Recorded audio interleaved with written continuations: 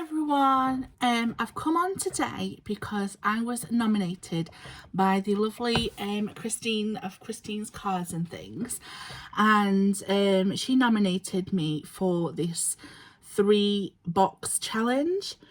So you know me, I can't turn down a challenge.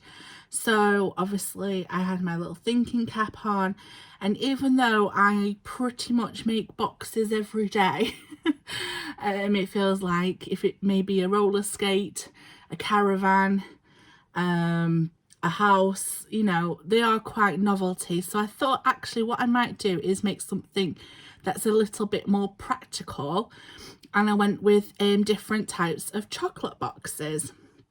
So as you can see, there are 4 here, but I will talk you through what they are and why.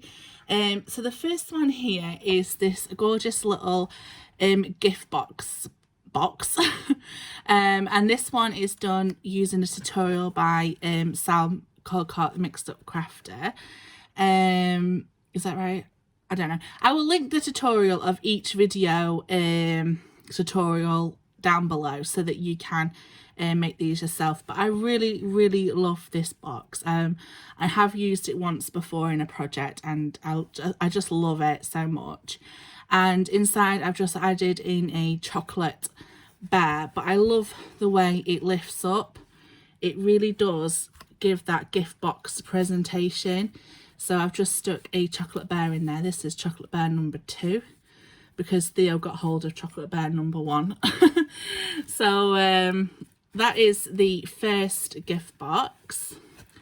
Then this one here is actually an embellishment box tutorial done by Kristiannes Crafty Adventures. So again, I will link her tutorial in the gift box below. Sorry for the glare of the light and the acetate, but I've just made this. This is more of like a traditional looking chocolate box. The lid lifts up, and then as you can see, it is filled with chocolate. And these are like a really good idea because you can buy the massive bags of chocolate now, and instead of just gifting one of those to one person, you can make smaller boxes and distribute the chocolate. So if you are like giving to like teachers or people at work or whatever, you can make your own boxes, make them very personal and cute, and then you know you're not having to buy lots and lots of bags and bags of chocolates, which can cost fortunes at a time. What I did with this one, I actually went for the 8 holder one. You can, on Kristianne's tutorial, she does do different sizes, but I actually made these packets out of vellum, which also gives it that chocolate box feeling as well. So yeah, that is the other one that I made. Then I saw a tutorial for these absolutely gorgeous little crackers, and then inside there I have put some chocolate. I don't know if you can see, but to me that wasn't enough chocolate in there. So I was like, okay, I like the idea, I like the concept, but I would like a bigger cracker to put my chocolate in, which is why I came up with this one. And this one is the one I'm going to show you how I made today. So yeah, it does hold a lot more chocolate. I'm just going to undo one of the ribbons so that you can see. So it just opens up like that, and then it expands, and then all the chocolate can pour out. So let's get started with the tutorial, and then I get to nominate 2 more people. Right, so for this large Christmas cracker box, you're going to need a piece of card. Well, this is the card that you get from paper pad, and you're going to need it to be measuring 8.5 by 6.5. And if you have directional paper, so like for me, I want this bit to be along the like this part of the cracker instead of like going this way. You need to make sure that your direction, the long bit, 8.5, is where your pattern is. So at 8.5 side, you want to get your scoreboard. Oh, and you will need a envelope punch for this as well. You need to score at 1 1/4, 1 3/4, 2 1/4, and then I flip it round so it's back on the 8.5 side, and then on this side I again score at 1 1/4, 1 3/4, and 2 1/4. Then on my 6.5 inch side, I'm going to score at 1 1/2, at 3, at 4 1/2, and then at 6, like that. So that is it for using your scoreboard. I'm just going to burnish the score marks, so starting on the 8.5 side, and fold them up. I'm really starting to get in the mood for Christmas now. I feel like Halloween is coming to an end, and I'm just really looking forward to actual Halloween night now. So yeah, so once you've done that, you're going to do the same with these 3 lines, but what you're going to do is mountain, valley, mountain. So you want to fold it on itself, then away from itself, and to itself, like that. So we end up with this shape, you see, and then you want to do that on the other side.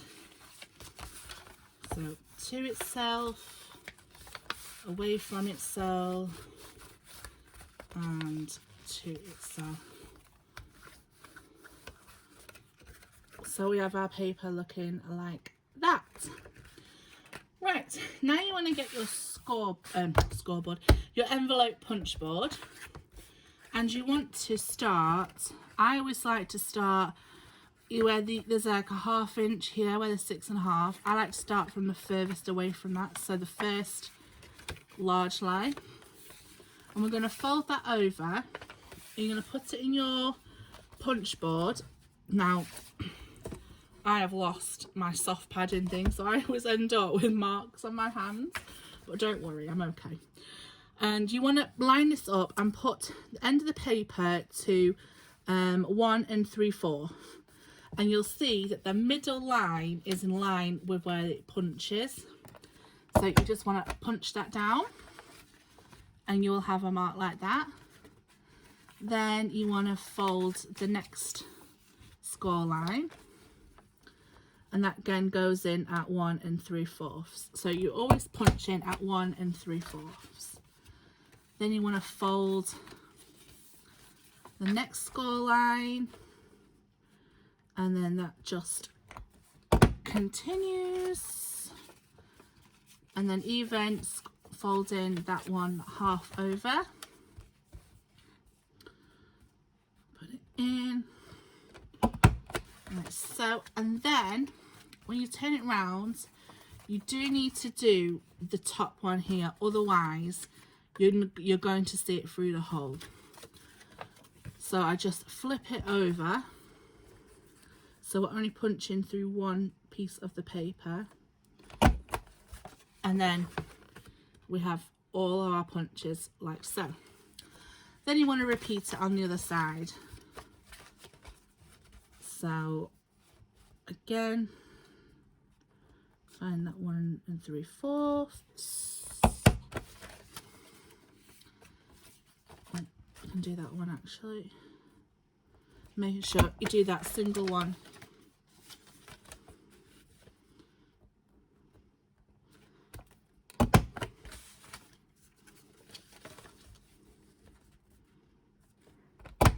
There we go. And then finally the little one. Ta-da! So there you will have all of your punches. and then you're left with these little bits.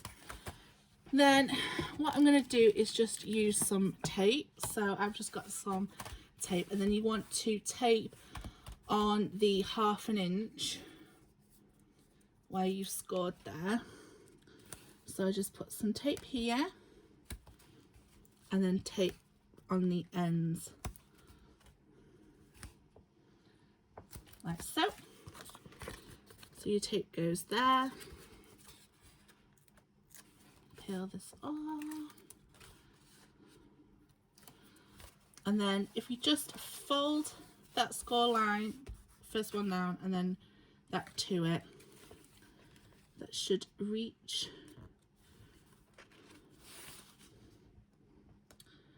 my hands are causing shadows to myself. There we go.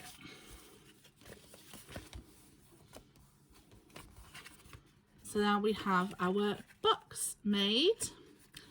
I've just got cut some ribbon, and then what you do is where it folds in. Now you will get, I'll pull it as tight as it'll go, but you will get a larger hole than you would with, like, say, doing a little one. So obviously to bear in mind what you want to stuff inside doesn't fall out. But I found the chocolates, they've never fallen out, so that's sort of a good size to measure. So I've got some chocolate, and there you go, like that. And then we just pop a ribbon on the other side, and it pulls tight. Do a bow, and there we have it, a little gift box cracker upside down. There we go, and that is how we make that. So again, you can decorate it however you like. I went for a little Harry on that one, and I will link the original tutorial for the small cracker as well in the description box. But they are my 3D boxes, so I hope you enjoyed that. And now it's my turn to nominate 2 people, and I've gone through and double checked to make sure that they haven't already done this challenge. So the 2 people I would like to nominate is Amber Kintyre and All Things Crafty with Aimee. So they're my nominations, and these are my boxes. Hope you're all well, take care, and I'll see you again soon.